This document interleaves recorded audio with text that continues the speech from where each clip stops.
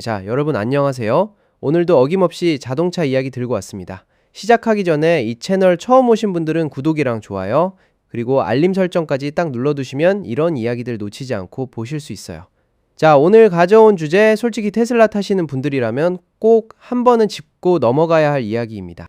바로 FSD, 그러니까 완전 자율 주행 기능을 평생 라이선스로 구매하신 분들, 이분들이 사고로 차가 전손 처리되면 어떻게 되는지에 대한 이야기예요. 일단 자동차 업계라는 게 원래 좀 느리게 움직이는 동네잖아요.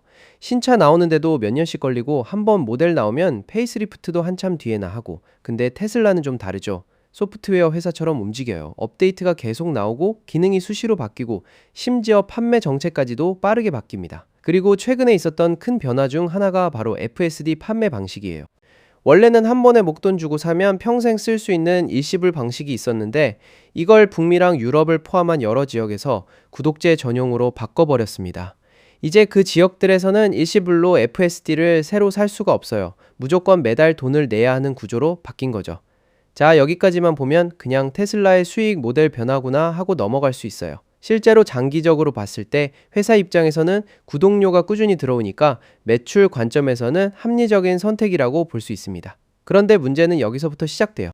이미 예전에 일시불로 FSD를 사서 평생 라이선스를 갖고 있는 사람들, 이 사람들한테는 굉장히 불리한 허점이 하나 생겨버린 겁니다. 무슨 얘기냐면요, 테슬라 차량에 평생 FSD 라이선스가 걸려있는 상태에서 사고가 나서 보험사가 전손 판정을 내려버리면 차주는 그 순간 굉장히 가치 있고 다시는 똑같이 구할 수 없는 자산을 그냥 잃어버리게 됩니다. 이 FSD라는 게 미래에 가면 수만 달러, 우리 돈으로 치면 수천만 원 가치가 될 수도 있는 자산인데 말이죠. 그럼 여기서 궁금한 게 생기죠. 보험사에서 그 가치를 제대로 쳐주면 되는 거 아니냐? 근데 이게 또 현실적으로 쉽지 않은 이유가 있어요. 기존 자동차 보험 손해사정사들, 이분들은 물리적인 자산 가치를 계산하는 데는 정말 전문가예요. 찌그러진 알루미늄 차체, 깨진 유리창, 심지어 성능이 떨어진 리튬이온 배터리까지 이런 물리적인 손상과 감가상각은 기가 막히게 계산해냅니다. 그런데 문제는 테슬라 고유의 소프트웨어 라이선스, 이런 무형자산을 평가하는 데는 완전히 준비도 안 되어 있고 경험도 없다는 거예요. 그래서 실제로 어떤 일이 벌어지냐면, 평생 FSD 패키지가 달린 테슬라가 전손 처리될 때 보험사가 그 소프트웨어에 진짜 대체 비용을 제대로 보상해주는 경우가 거의 없습니다. 대부분의 경우 손해사정사들이 소프트웨어 가치를 그냥 몇백 달러에서 많아야 몇천 달러 수준으로 산정해버려요. 이게 얼마나 터무니없는 숫자냐면, FSD의 그동안 역사적인 구매 가격도 전혀 반영이 안 되고, 앞으로 자율주행 기술이 더 발전했을 때 갖게 될 잠재적인 미래 가치도 전혀 고려가 안 된 금액입니다.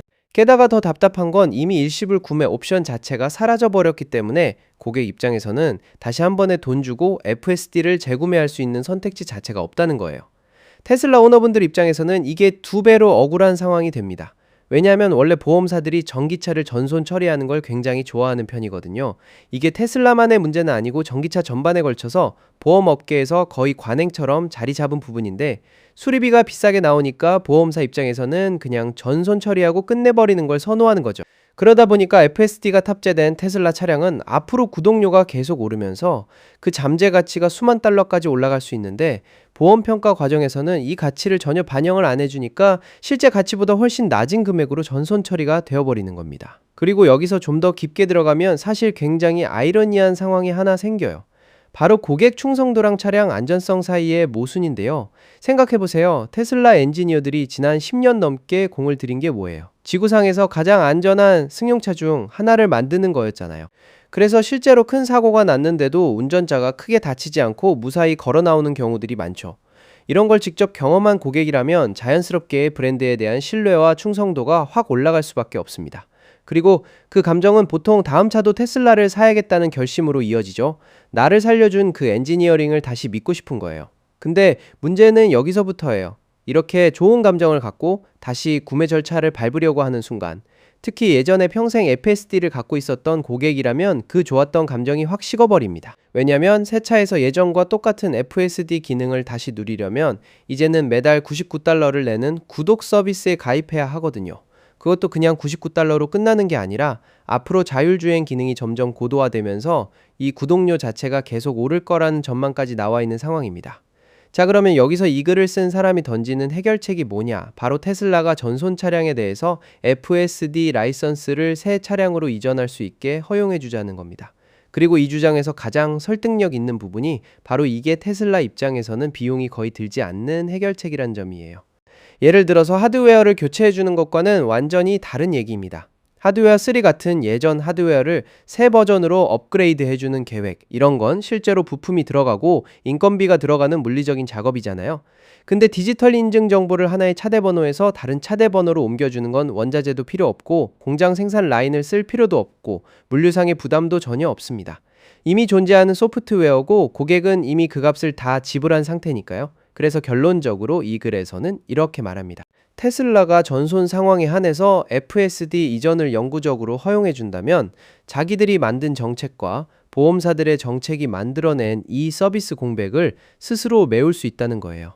그리고 테슬라가 앞으로 점점 자동차 제조사에서 서비스 기업으로 넘어가고 있는 흐름을 생각해보면 평생 FSD 라이선스를 가진 이런 레거시 차량들은 시간이 지날수록 자연스럽게 줄어들 수밖에 없습니다.